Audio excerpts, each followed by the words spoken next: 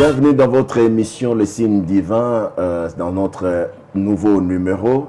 Et aujourd'hui, comme d'habitude, nous sommes là pour essayer de varier des thématiques pour vous permettre d'être encore de plus en plus enrichis au travers de cette émission Les Signes Divins. Et pour aujourd'hui, nous allons parler sur les exigences de la foi. Et la personne qui va nous parler de ça aujourd'hui, avec qui nous aurons le temps, n'est-ce pas, de partager ces thématiques, ce n'est plus quelqu'un que nous sommes appelés à présenter, mais j'aimerais quand même le faire pour ceux-là qui vont le suivre pour la toute première fois. Il s'agit bien du prophète David Kainos Mukendi, à qui j'ai déjà bonjour prophète. Bonjour mon révérend, et puis nous saluons toutes les personnes qui nous suivent de partout. Nous disons shalom chez vous et shalom à vous mon révérend. Merci beaucoup, shalom à vous mon prophète, toujours bien vêtu. Et j'ai dit un grand merci à Dieu parce que c'est ça aussi la gloire de Dieu. Et on va parler sur les exigences de la foi, comme je l'ai dit. Et je commencerai par un texte dans la Bible, mon prophète. C'est dans l'Épître aux Hébreux, chapitre 11, verset 6. La Bible dit, or la foi est une... Non, c'est pas or la foi, mais la Bible dit, sans la foi, personne ne peut lui être agréable. Il faudrait que ceux qui s'approchent de Dieu croient que Dieu existe et qu'il est le rémunérateur de ceux qui les cherchent. Prophète, partant de ce texte-là, qu'est-ce que l'auteur veut réellement nous enseigner sur base de la foi? Ok. Gloire au Seigneur. J'aimerais dire deux ou trois petits mots déjà par rapport à la foi avant d'aller très loin. Ok. Je crois que quand on parle de la foi, on ne parle pas directement ou d'abord de la foi en Dieu.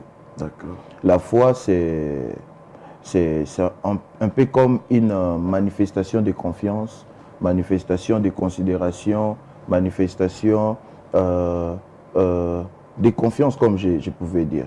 Je peux dire à mon révérend, je place en vous ma foi.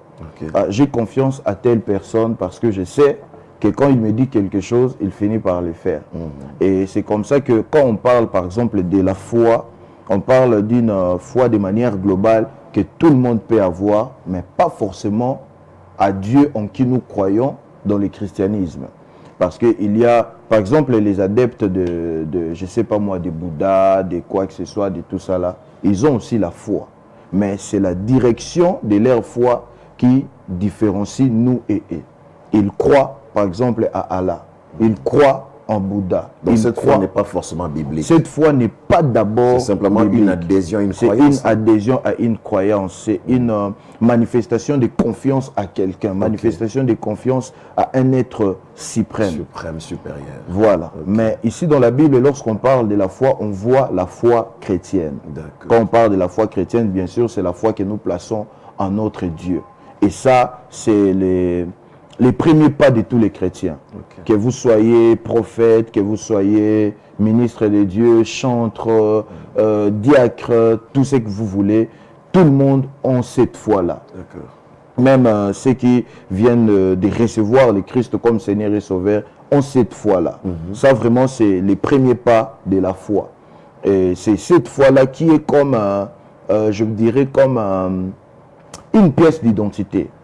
Quand on parle, par exemple, sans la foi, personne ne peut l'être agréable. C'est un peu comme... Parce que tous nous sommes des créatures de Dieu. Mais tous nous ne sommes pas des enfants de Dieu. Tous nous sommes créatures de Dieu. Mais tous nous ne sommes pas reconnus dans la famille des enfants de Dieu. Dieu nous a tous créés, mais on devient enfant de Dieu lorsqu'on croit en Christ. Vous voyez, à tous ceux qui l'ont réussi, il leur a donné le pouvoir de devenir enfants de Dieu.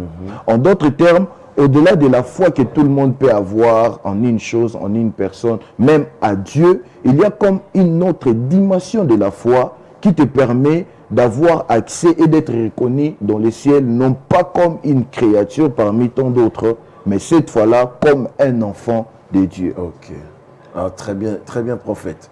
Maintenant, c'est cette foi-là qui nous donne accès à devenir enfant de Dieu, qui permet à Dieu de nous trouver agréables. Voilà. Donc, justement, c'est cette foi-là. Parce que Dieu traite... Il y a des gens sur terre qui ne sont pas forcément reconnus comme enfants de Dieu, comme créatures de Dieu, mais qui bénéficient des choses que Dieu peut leur donner à bénéficier. Aujourd'hui, dans nos églises, il y a des gens excusez-moi les termes, qui sont pauvres. Quand je dis pauvres, ils ont vraiment difficulté même pour trouver à manger. Mais ils croient en Dieu, ils prient. Il est même aussi déjà reconnu comme un enfant de Dieu. Ça veut dire qu'il a donné sa vie totalement sous la seigneurie de Jésus-Christ. Okay. Mais vous trouverez ailleurs des personnes que nous appelons païens, ça veut dire les non-chrétiens. Ils ne croient pas en Dieu. Ils ne prient pas comme celui-là qui est pauvre à l'église. Il n'est pas attaché à un pasteur ou à qui que ce soit. Il n'a peut-être même pas la Bible chez lui à la maison.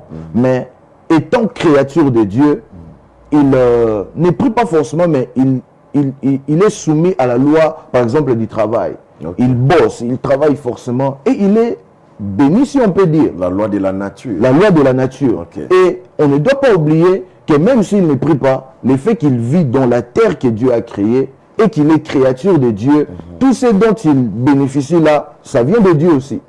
Alors c'est par là que d'autres personnes disent, ah, est-ce Dieu est injuste? Il fait du bien à un non-croyant et il ne fait pas du bien à un croyant. La réponse à penser, c'est une parenthèse que j'ai ouverte, c'est que Dieu est le Dieu de tout le monde. Okay. Les non-croyants sont des créatures de Dieu. Dieu a des obligations ou des devoirs envers et comme un créateur face à la créature. Vous voyez un peu? Mais quand on devient maintenant enfant de Dieu, Dieu a aussi des devoirs envers toi comme un père vers son enfant. Et un enfant a aussi des choses à faire pour donner à son père l'accès dans sa vie. Vous voyez par exemple, même pour vivre, Dieu n'a pas imposé à quelqu'un la vie, mais il a proposé. J'ai mis devant vous la vie et la mort. En d'autres termes, quand tu acceptes de devenir enfant de Dieu, tu dois te dire que tu t'es mis dans une vie où Dieu sera très rigoureux envers toi que face à un non-croyant. Ah, mais là, professeur, ça peut poser un problème, là. Il y a d'autres personnes que nous sommes en train de traiter dans cette mission comme étant des créatures de Dieu. Il y a d'autres qui sont enfants de Dieu qui se disent, ben, si je vois le traitement de celui qui est simplement créature de Dieu, et de moi qui suis enfant de Dieu, je trouve je ne dirais pas une préférence, je ne dirais pas de l'injustice parce que Dieu n'est pas injuste, mais vous sentez qu'il y a quand même une différence de vie. Il y a une différence. En fait, ce qui est vrai dans tout ça, il est écrit dans la Bible, c'est la fin qui justifie les moyens. En d'autres termes, c'est bien de voir ici, celui-ci est plus mieux que moi, est plus mieux que moi, mais celui qui est à l'église, chrétien, païen, tout ça, il a réussi de plus mieux, plus que celui qui jouit dans les mondes. Vous voyez un peu? Parce que ici, nous vivons, mais ce n'est pas la destination finale. Okay. Vous voyez un peu l'histoire, ça me rappelle d'ailleurs l'histoire de Lazare, des pauvres Lazare et des riches. L'homme riche est vraiment exactement le profil de cet exemple que j'ai donné. Il ne prie pas, mais par la loi de la nature comme créature, il s'est amassé de biens. Okay. Mais c'est la fin qui a justifié les moyens. Vous voyez un peu? Alors nous croyons, moi personnellement je crois, que tu peux être enfant de Dieu et être riche. Si vous me permettez d'ouvrir cette parenthèse encore, je vous en prie, le problème des enfants de Dieu, nous avons la foi en Dieu, nous avons la foi en Christ, nous sommes enfants de Dieu, mais nous ne savons pas comment travailler pour bénéficier sur terre de ce qui nous revient de droit. Là, c'est encore un autre problème. C'est un autre problème. Et très souvent, ceux-là que nous appelons païens, non-croyants, ils n'ont peut-être pas gagné ce que nous gagnons. C'est que l'espérance ou bien l'assurance sur notre vie dans l'au-delà. Ils n'ont peut-être pas ça. Mais sur terre, ils ont si, ou bien ils savent les lois de la nature pour travailler et amasser des richesses. C'est comme ça que vous voyez des païens, des chrétiens trouver des excuses pour dire certainement parce qu'il n'a pas Dieu, il ne prie pas, il ne gêne pas comme moi. C'est pas Dieu qui l'a béni, c'est de la fétiche. Il y a un homme qui a dit, j'aime bien ça, il a dit, j'aime bien le Dieu de Lazare, mais j'aime bien servir les dieux d'Abraham.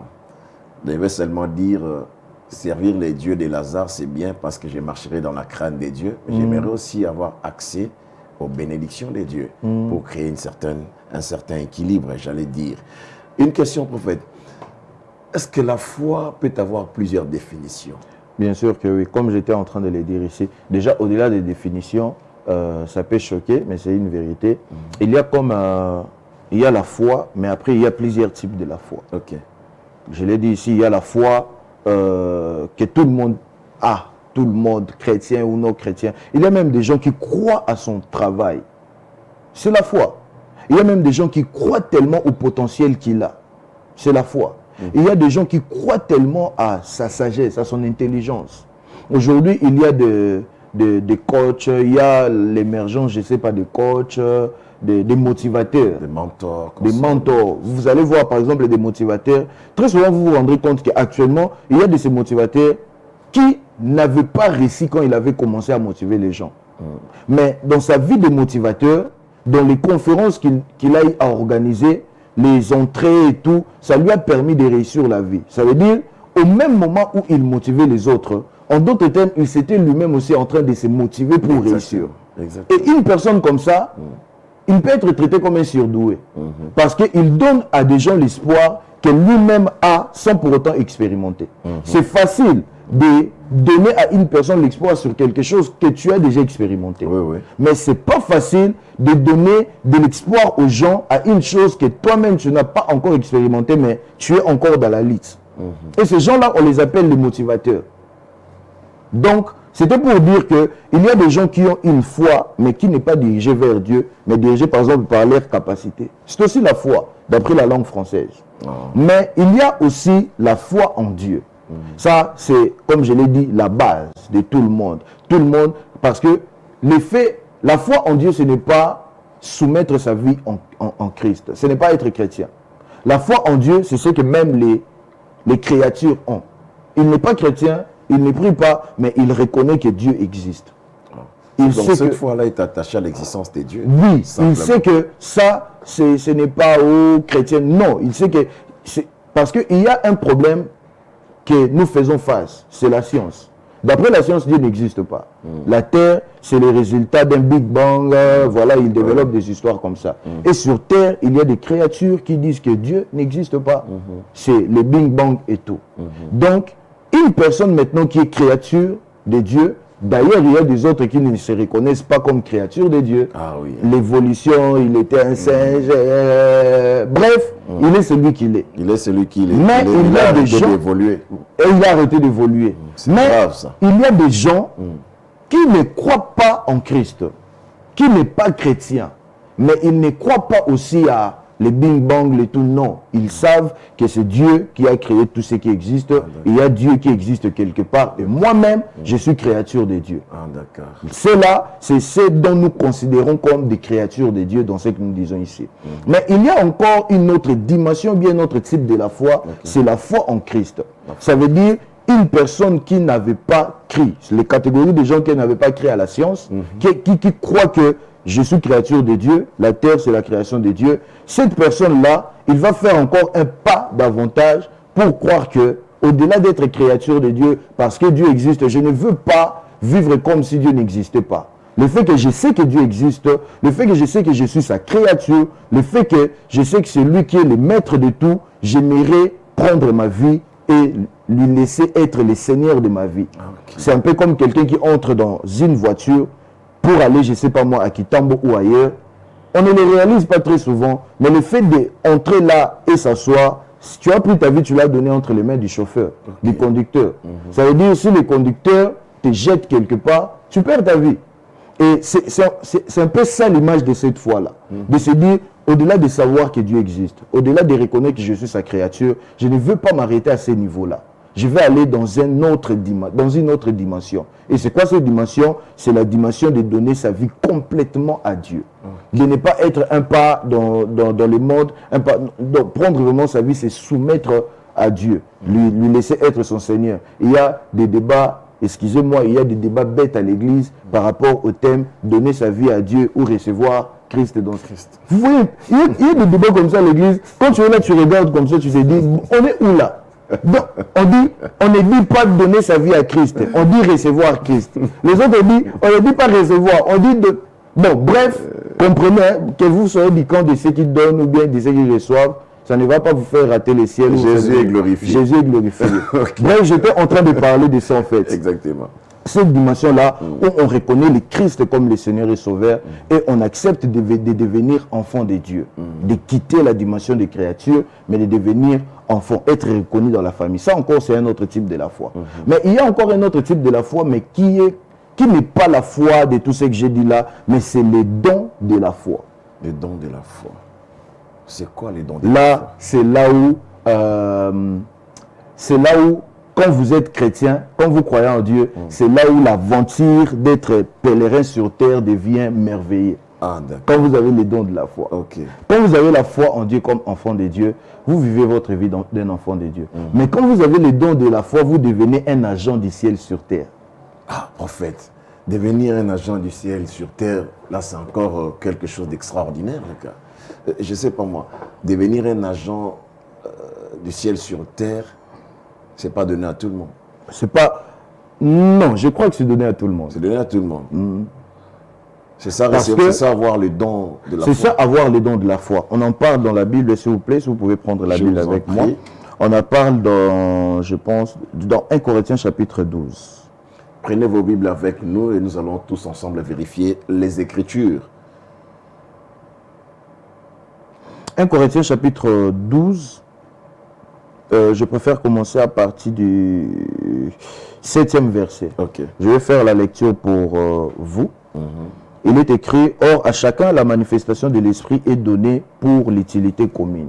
On parle en fait de personnes qui ont reçu quelque chose par Dieu au travers du Saint-Esprit, mais pour bénéficier de l'Église, pas pour l'utilité personnelle, mais pour l'utilité commune. On dit en effet, à l'un est donné par l'Esprit une parole de sagesse. C'est un don. Tout le monde connaît ça, les paroles de sagesse.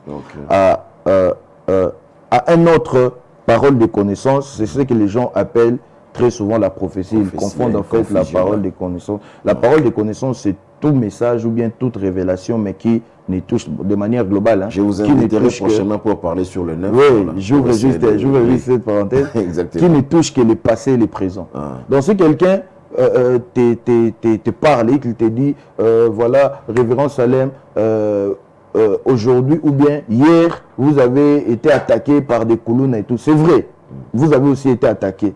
Mais ce n'est pas une prophétie, c'est une parole de connaissance. Okay. On parle de la prophétie quand une révélation touche le futur, quelque chose que vous ne savez pas, vous ne maîtrisez pas. On vous dit dans 3 ans, vous allez devenir ministre. Okay. Et vous avez peut-être oublié, après 3 ans, vous devenez ministre. Ah, c'est la prophétie qui s'est accomplie. Donc, rectifiez ça s'il vous plaît, ce n'est pas la prophétie, c'est la parole. C'est ce qui a fait de plusieurs jeunes actuellement des prophètes. Parce qu'il a les dons des paroles, des connaissances. Bon, il s'est dit, bon, je suis prophète. Attendez que Dieu vous appelle. Attendez, patientez. Ou bien parce qu'il s'habille bien, il s'appelle prophète. C'est ça aussi les drames. À un autre, et puis on était dans le verset où il est écrit, en effet, à l'un est donné par l'esprit une parole de sagesse. À un autre, une parole de connaissance selon le même esprit. Et dans le verset 9, il est écrit, à un autre, la foi. Cette foi-là, c'est classifié parmi les dons que l'Esprit donne aux gens. Donc, c'est cette foi-là que nous appelons les dons de la foi. Et alors, c'est quoi les dons de la foi? Les dons de la foi, si je peux en parler, si je peux essayer de créer une petite définition, je dirais, les dons de la foi, c'est avoir la capacité d'apercevoir l'irréel dans les réels avant que les réels deviennent réels. Ah, en fait, ça c'est... Vous avez philosophie. Je vais m'expliquer. Toutes les personnes qui me suivent devant leur écran, ou bien même à l'internet, ceux qui manifestent la puissance de Dieu, ceux qui manifestent les dons de guérison, parce que, pour anticiper, je dirais, ne peut manifester un don de démonstration de puissance, ne peut manifester une activité de démonstration de puissance, les dons de guérison, les dons de tout ça, ce n'est que celui qui a le don de la foi. Pourquoi? Parce que c'est le don de la foi qui te permet de voir en esprit ce que tu veux voir dans les réels. C'est là que vous comprenez que quelque part, l'apôtre Paul en a parlé sans pour autant dire tout. La foi, une ferme assurance. Pas des choses qu'on voit, mais de celles qu'on espère. Vous voyez? Pas des choses qu'on a déjà vues, mais des choses qu'on a Voilà pourquoi vous allez voir une personne venir, il regarde une personne malade, avant de prier pour lui, il lui dit déjà que tu vas être guéri. Des fois, les gens disent, tu as vu ça dans une vision, c'est Dieu qui t'avait soufflé qu'aujourd'hui il va guérir, ou bien non, quand tu as les dons de la foi te donne de croire fermement à ce que tu veux voir avant même de l'avoir vu. D'être face à un malade, une maladie quelconque, avant de prier pour la guérison, mais toi-même tu ne sais pas expliquer, mais il y a une conviction, une certitude que avant de prier, cette personne est déjà guérie. Donc quand tu viens là pour prier, c'est comme si tu viens matérialiser ce qui a été déjà fixé, bouclé en esprit. Ça, en fait, ça c'est pas la conséquence d'avoir lu les Écritures, et vous savez déjà que la Bible avait dit, quand vous priez, vous allez voir les manifestations accomplir vos prières. La Bible dit, par ces meurtrissures, nous avons été guéris, vous imposerez les mains aux malades, ils seront guéris. Et la certitude, là, cette conviction, là, cette confiance, ne la trouvons-nous pas au travers des Écritures, où ça doit forcément être un don de foi? La conséquence de... Autant quand tu manges bien, tu as la bonne santé, autant quand tu es soumis, je ne sais pas moi, à un traitement, tu es guéri. Autant quand tu fais bien tes cycles des études, à la fin tu es, je ne sais pas moi, gradué, licencié. Autant à chaque action est réservée une conséquence. Ça veut dire, quand tu médites les Écritures, la conséquence c'est la croissance spirituelle. C'est pas... Non, c'est la croissance spirituelle. Il y a des gens qui ont médité les Écritures depuis les années 90. Mais ils n'ont même pas prié même pour une personne malade et guérie. Ah. Mais c'est vrai, mon révérend. Ah. C'est vrai. Attends, la Bible, et puis la Bible, c'est le genre de personnes dont la Bible motive d'avoir une foi vivante. Ah. Mais c'est la Bible, mon révérend. Est-ce que savez-vous? Est-ce que savez-vous? C'est vrai, il y a des gens qui peuvent vérifier ça chez eux à la maison. D'ailleurs, quand ils sont en train de suivre, ils disent « Ah, les frères X !» Parce que ce qui est vrai, entre nous, je ne sais pas si ça ne dérange pas les autres. Moi, par exemple, ça me dérange. Tu es chrétien, on t'a connu chrétien depuis je ne sais pas moi combien des années, mais tu ne donnes pas aux gens l'envie de... Parce qu'il y a d'autres personnes qui seront converties, non pas parce qu'on lui a prêché la parole, mon révérend. Il a vu une personne qui s'est convertie 5 ans passés, il a fait l'étude de l'avant et de l'après la conversion, il s'est dit non, ça je ne peux pas attendre qu'on me prêche. J'ai vu vraiment la vie de cet homme, ça m'a prêché. La Bible est ouverte. La Bible est ouverte, la Bible est vécue. Un témoignage. Et il s'est dit non, je crois en Dieu. Moi par exemple, les gens qui me suivent à la maison, ils savent qui j'étais avant. Vous peut-être vous ne savez pas. Je vais apprendre. J'ouvre une parenthèse sur mon témoin. Moi j'étais un sportif, maître, judoka, compétiteur au stade de martyrisme. Les gens qui suivent les judo peuvent se rappeler. Motogashi, on appelle ça. Motogashi. Je pensais que Nathan, prophète, Moro, t'es bien. Bref, et dans ce mouvement-là de maître de tout, les gens m'ont connu. C'était vraiment comme une star. Et aujourd'hui, quand les gens me voient chrétien, bon, je ne sais pas parler de moi-même, mais il y a de ces gens qui m'ont vraiment dit plus d'une fois que moi, si je me suis décidé de suivre le Seigneur, c'est vrai qu'on m'avait prêché, mais mon coup de pouce, c'était ta vie à toi. Exactement. Et il y a des gens comme ça, il a reçu le Seigneur, il croit en Dieu, il est même dans la dimension des enfants de Dieu, mais quand le Seigneur reviendra, je ne sais pas, mais je crois qu'il ira au ciel, mais il passe sur terre inaperçu. Ça, c'est vraiment regrettable. Là, ce sont des gens qui n'ont pas eu une foi agissante.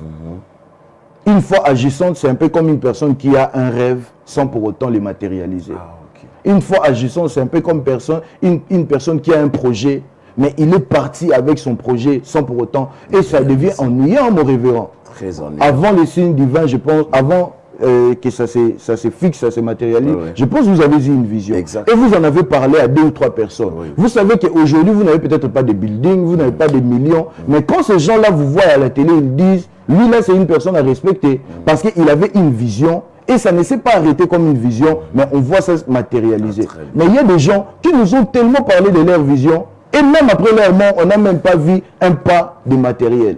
Ça c'est dangereux ça. Dans le christianisme, ou bien dans la spiritualité, les personnes les plus dangereuses, ce ne sont pas les personnes qui ont autant d'années dans les choses, mais ce sont les personnes qui ont la capacité de croire et d'agir par rapport à ce à quoi ils croient. Et Dieu, dans le ciel où il est, sur terre et surtout en ces temps de l'Église, il ne cherche pas ceux-là qui croient seulement en Dieu. Il ne cherche pas ceux-là qui croient en Christ. Mais il cherche ceux-là à qui, quand il lui dira « jette-toi dans les faits », il se dit d'après la science, d'après la médecine, d'après ça, c'est pas faisable. Mais parce que c'est Dieu qui l'a dit, parce que j'ai une foi extrême, je me jette dans les faits. C'est ce qui marque la différence du temps de la Bible, de l'église primitive et de cette église. Les gens croyaient en Dieu comme... Sans réfléchir. Sans réfléchir. Parce que c'est des Dieu. petits enfants.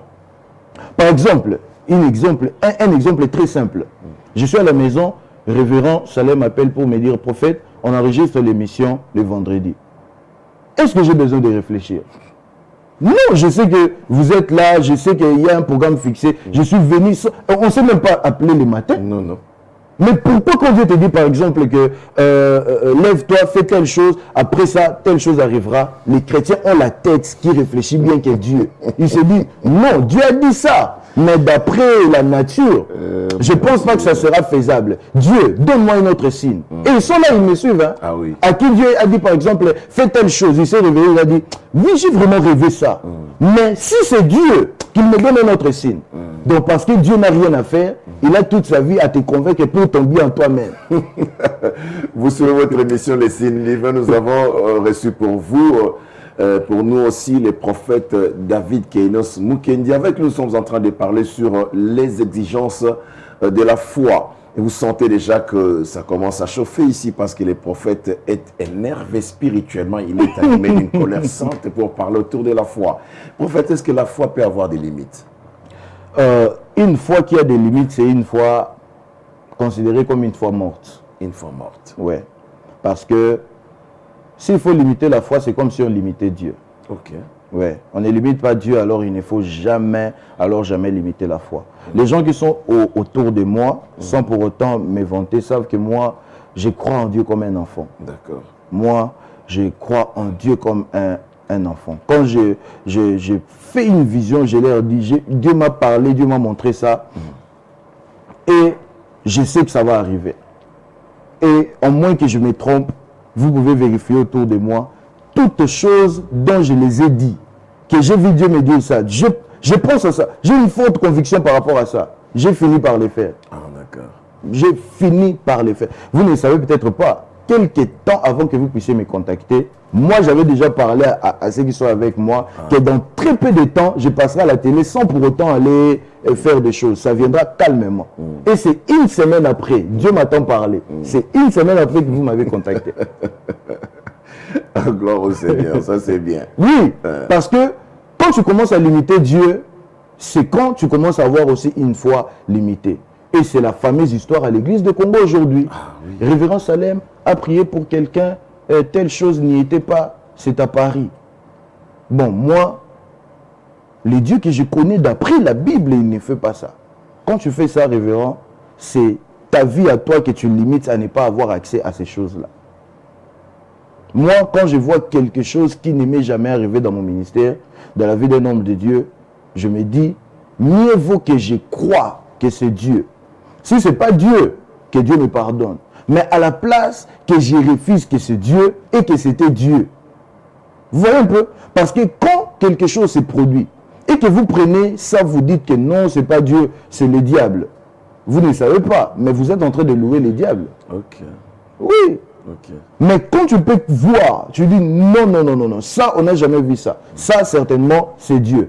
Même Dieu dans le ciel où il est, si ce n'était pas lui, croyez-moi même, moi, déjà dans une vision, Dieu m'est apparu comme ça. Hein. J'ai vu une activité quelque part, j'ai dit, waouh, ça c'est Dieu. Je dois prier que Dieu m'accorde ça. Et Dieu est venu la nuit pour me dire, ce n'était pas lui. On ne doit pas placer foi en tout. Il faut se référer dans la Bible, qu'on doit examiner toutes choses. Mais il n'a pas dit qu'on doit abolir toutes choses. Examiner. Examiner. Ça veut dire tu examines. Si tu ne trouves pas la solution, tu te tues. Et quand il verra que ce n'est pas lui, parce que moi je crois, je ne suis pas spécial, je ne suis pas plus que les autres. Si Dieu a préservé ma foi pour ne pas placer foi en cette chose, c'est possible que tu vois aussi quelque chose qui n'était pas Dieu, mais tu te dis c'est Dieu, Dieu te préserve. Mais c'est un problème quand c'est Dieu et que toi tu te mets à attaquer, c'est comme si tu attaquais Dieu. Et c'est là que tu commences à avoir des problèmes avec Dieu. Donc, les problèmes majeurs, ou bien les problèmes majeurs d'avoir une foi. Quand déjà tu es un chrétien, tu commences à réaliser que ta foi devient limitée. Il faut beaucoup prier, il faut lire la Bible et consulter les témoignages de plusieurs autres personnes. Ah, d'accord. Ouais, il ne faut jamais avoir une foi limitée. Donc la foi ne doit pas être limitée. Oui. Quand la foi devient limitée, ça commence à devenir une foi morte. Moi, je crois à ça, mais non, tu as un problème. Ah, d'accord. Est-ce que la foi peut être transmise? La foi peut être aiguisée. La foi, quand je parle de la foi, je parle de la foi globale. Comme je venais de dire ici, tu peux croire en Dieu, croire en Christ. Par exemple, pour la conversion, on ne peut pas transmettre à quelqu'un la foi pour la conversion. La foi pour la conversion, j'ouvre aussi une parenthèse, ne peut pas être les conséquences de la paix. Ça veut dire, je vois les révérends là, je me dis moi que je vais sauver son âme et je prends la route de lui faire peur, de lui présenter les Écritures pour avoir peur. Cette personne-là, en réalité, il ne s'est pas converti. Mais il s'est converti par peur. Et moi, je crois, ça n'engage que moi, je sais que ça peut pousser beaucoup de personnes à réagir, mais moi, je crois que des conversions pareilles ne peuvent pas être considérées comme conversion. La conversion est considérée comme conversion quand tu es fixé sur la croix, l'Esprit t'a convaincu et tu reçois le Seigneur. Là, c'est une conversion. Là, tu as vraiment reçu le Seigneur. C'est alors qu'il y aura aussi un changement. C'est alors que toi-même, quand par exemple les gens se posent des questions, j'ai reçu le Seigneur, mais apparemment, je rétrograde toujours dans ma vie passée. Non. Il faut réaliser que tu ne l'as pas vraiment encore reçu. Il faut encore revoir la conversion. Il faut revoir la conversion. Parce que je crois que la foi grandit. Ça, je crois. Que la foi grandit aussi en termes d'années. Et autant ton esprit est en train de grandir, autant le champ de ta foi est en train de s'élargir. Mais ce que je ne crois pas, c'est des... On t'a dit, si tu ne crois pas au Seigneur, tu iras en enfer. Et la personne se dit, c'est comment l'enfer? Renseignez-moi. L'enfer, c'est là où il y a le feu. D'ailleurs, c'est déjà ouvert. Alors, il y a le diable qui tient une fourche comme ça. Il y a le diable qui tient. Il a des cornes comme ça. Il y a une queue. Et la personne s'imagine la chaleur déjà qu'il y a à Kinshasa. Mais on dit qu'à l'enfer, ça sera plus que ça. Non, pour pas que je puisse aller dans ces lieux-là, je dois me convertir. Vous voyez, là, c'est la conversion faite par profit. Mais quand on parle de quelqu'un de Christ, il réalise que le Christ a donné sa vie à la croix, non pas pour gagner quelque chose, mais pour lui sauver lui. Et sans forcer, l'esprit viendra et cet esprit va convaincre à la personne. Et des conversions comme ça, il n'y a pas de rétrogradation. Ah, pas du tout. Oh non, j'ai marché avec le Seigneur, mais je me suis perdu à un moment, n'a pendu à un moment. Non. Parce que là, le garant de la conversion va gérer la conversion. Vous voyez? Mais la foi qui peut être transmise, c'est les dons. Tout ce qui est considéré comme don peut être transmis. Un don peut être transmis. Autant le Seigneur par le Saint-Esprit peut te transmettre la foi, autant toi, tu peux aussi transmettre à une autre personne. Là, c'est beaucoup plus en ce qui concerne la vie de la puissance.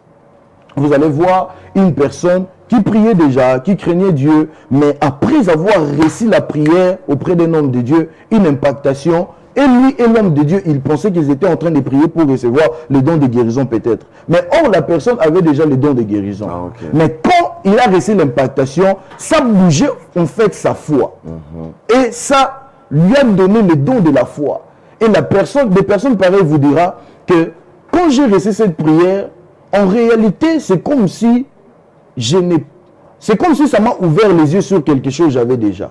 Et depuis quand je suis face à un problème, je n'ai pas envie de me poser des questions, je n'ai pas envie de reculer, mais j'ai envie d'agir. Là, c'est la foi. C'est le don de la foi. Ceux qui ont le don de la foi ont comme la rage. Quand ils sont face à un problème, ils ont envie d'agir. Ils réfléchissent après, en fait. Ils ont envie d'apporter un changement. Oui, ils ont une solution. Ils s'accaparent du problème comme si c'était son problème. Et vous verrez des gens, il y a un homme qu'on appelait Saint Patrick. Quand on a amené une personne malade, il était tellement en colère contre la maladie que quand on a amené une personne malade, on a amené une femme cancéreuse, c'est sur Google, vous pouvez vérifier. On a amené une femme cancéreuse, la femme était déjà presque mourante. Et il a dit aux gens, amenez cette personne vite, je vais prier pour lui. Les gens tardaient, le temps que les gens arrivent. Il était, je ne sais pas si je dois dire la colère sainte, il s'est approché, il a donné un coup au sein de la dame, là où il y avait les cancers. Tout la dame est tombée, tout le monde était choqué. C'est quoi ça?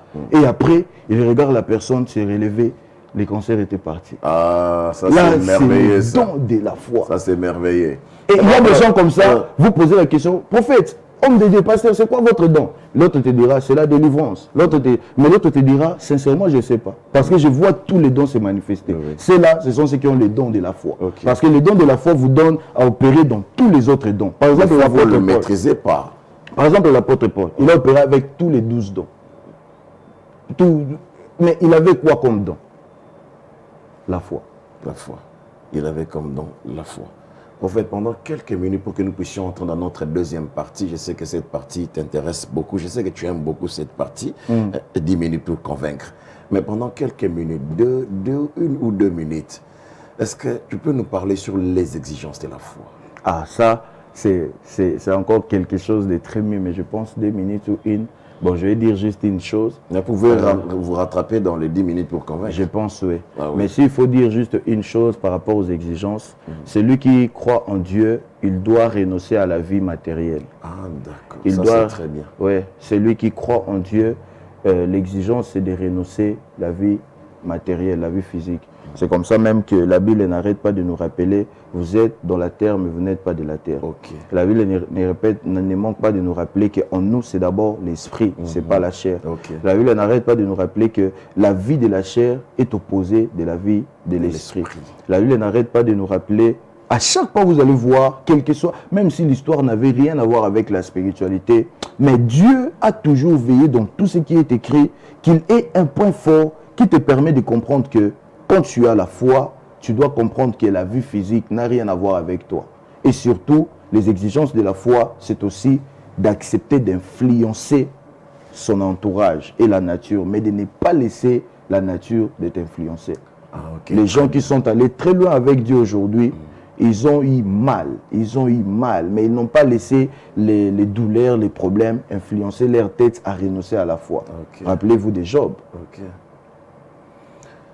Merci beaucoup, prophète. Je crois que c'est la fin de notre première partie. Ne zappez pas, restez toujours branchés. Nous allons revenir tout juste après pour entrer dans cette deuxième partie. C'est aussi avec cette deuxième partie que nous allons mettre fin à notre émission. Et cette deuxième partie, c'est 10 minutes pour convaincre. Nous allons revenir tout juste après.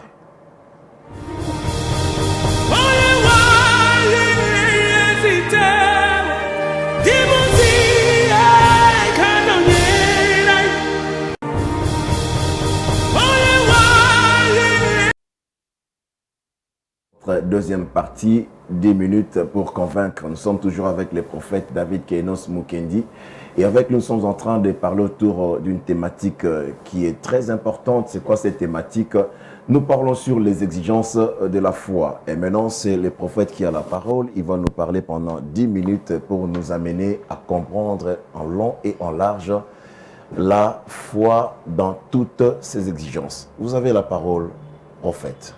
Merci mon révérend et je dis encore shalom une fois de plus à vous qui vient de nous rejoindre. Et si vous étiez déjà là, alors nous continuons. Nous sommes dans 10 minutes pour convaincre et nous sommes en train d'essayer de vous exposer des vérités dans la Bible et nous croyons que derrière ces vérités, vous allez comprendre, mais deuxièmement, vous allez essayer d'aligner votre vie par rapport à la parole de Dieu. Alors, sans plus tarder, j'aimerais vous proposer quelques livres et je pense que le Seigneur va nous faire du bien. Amen, amen. Et je vous propose la fameuse histoire ou bien le fameux livre de Jean. Jean chapitre 3, mais je préfère que nous puissions commencer un peu plus haut. Jean 3, je préfère commencer à partir du 14e verset. Je vais faire la lecture pour nous.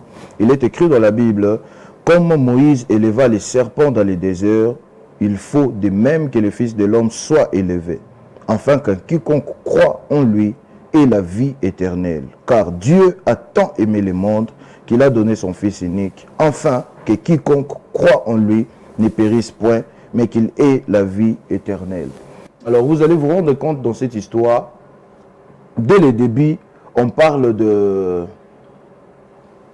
une chose qui s'est passée dans le désert. Dans le désert, bien sûr, il y avait les enfants d'Israël qui étaient en route pour aller dans la terre promise, comme vous le savez. Mais étant en route pour aller dans la terre promise, il arrivait que quelqu'un puisse avoir un problème, je ne sais pas moi. Il arrivait que quelqu'un puisse être mordre, je ne sais pas moi. Mais en fait, toute personne qui avait un problème lié à la santé, il n'avait pas à voir un médecin, il n'avait pas à chercher, je ne sais pas moi, de solution, il n'avait pas ou bien à prier comme nous aujourd'hui, mais tout ce qu'il avait à faire, c'était de fixer les regards sur les serpents des reins qu'élevait Moïse.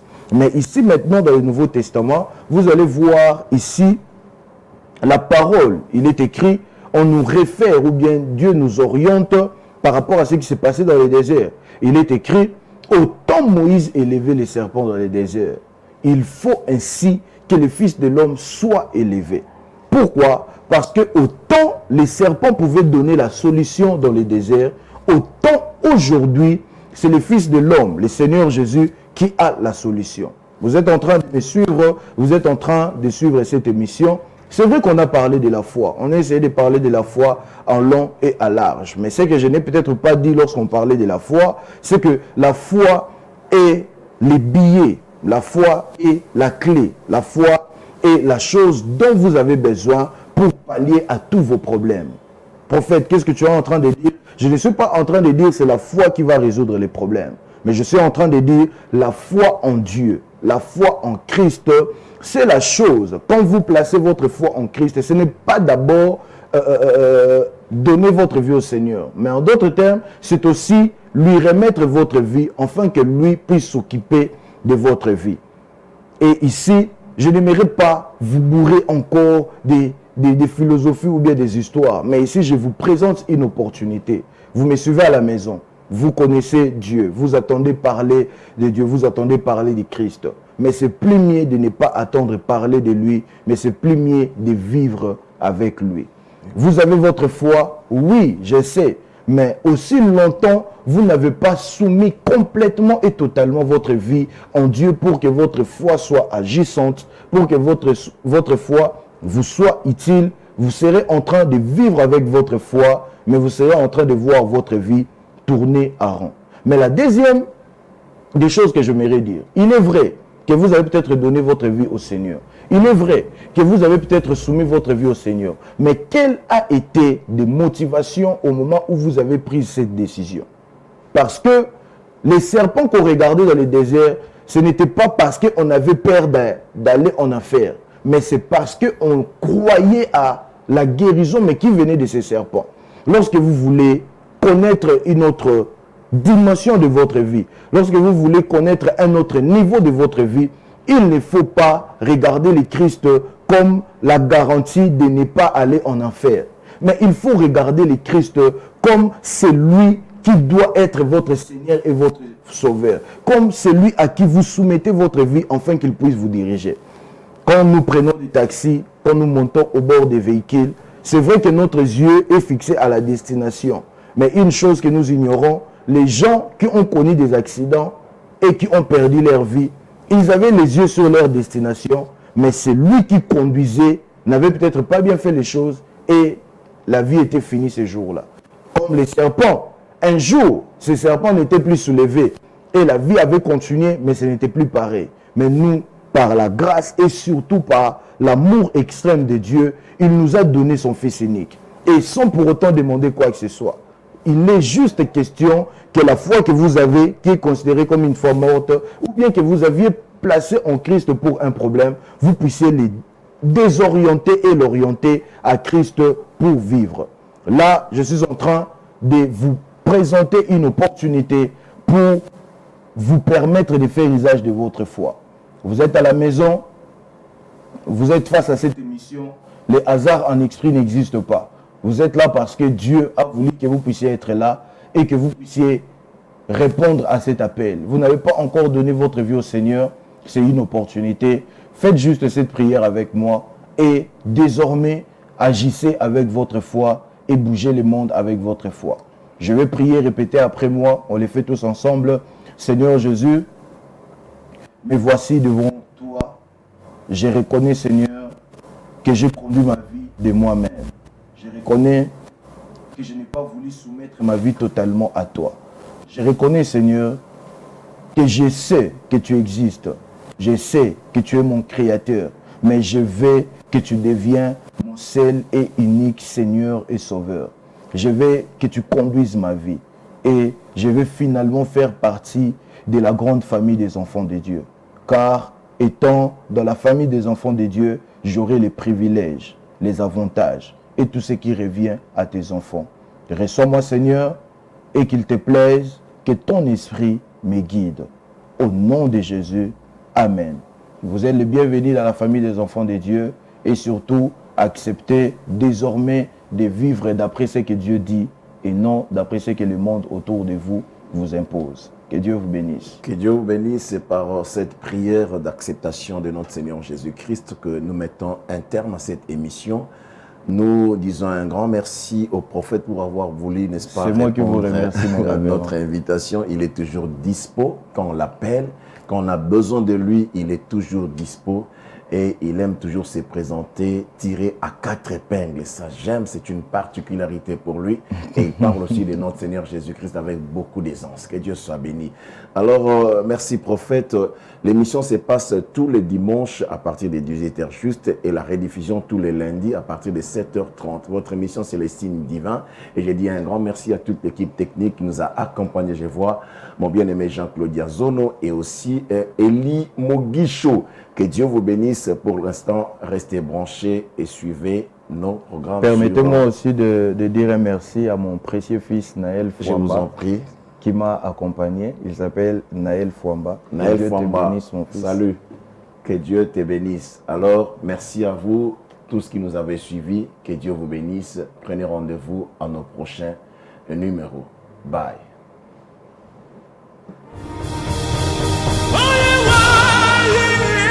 Ouais,